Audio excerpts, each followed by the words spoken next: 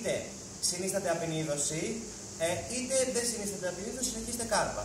Αν μου πει συνίσταται απεινίδωση, περιμένω να φορτίσει και όταν μου πει δώσε ρεύμα, θα δώσω ρεύμα. Με τον τρόπο που θα σα δείξω τώρα.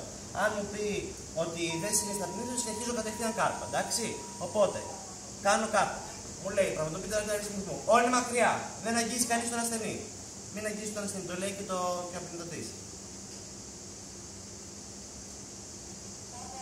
Συνιστάται απεινίδωση. Συνεχίζω κάρπα μέχρι να φορτίσει το ρεύμα. Εντάξει, όταν φορτίσει το ρεύμα, το κουμπί του απεινιδωτή θα φορτίσει, θα χρωματίσει και θα ξέρω ότι είναι έτοιμο. Μέχρι να χρωματίσει, εγώ συνεχίζω κάρπα κανονικά. Ωραία, μου λέει είσαι έτοιμος. Αναποσβήνει και το κουμπί και άκου και τον ήχο. Οπότε, όλοι μακριά, θα δώσω ρεύμα. Όλοι μακριά. Επιβεβαιώνω ότι δεν είναι κανείς, ούτε εγώ είμαι σε επαφή με τον άρρωστο. Όλοι μακριά, δίνω ρεύμα.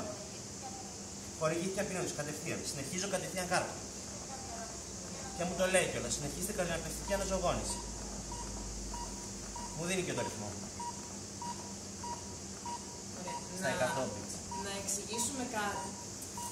Είπαμε, 2 βήματα θα κάνει ο απεινιδωτής. Καταρχάς θα μας μιλήσει. Ωραία, θα μας πει συνδέστε. Συνδέστε τα καλώδια. Θα τα συνδέσουμε. Το επόμενο βήμα είναι να κάνει ανάλυση ρυθμού. Ο λόγος που το κάνει αυτό είναι γιατί δεν είναι όλες οι περιπτώσεις ανακοπής οι ίδιες.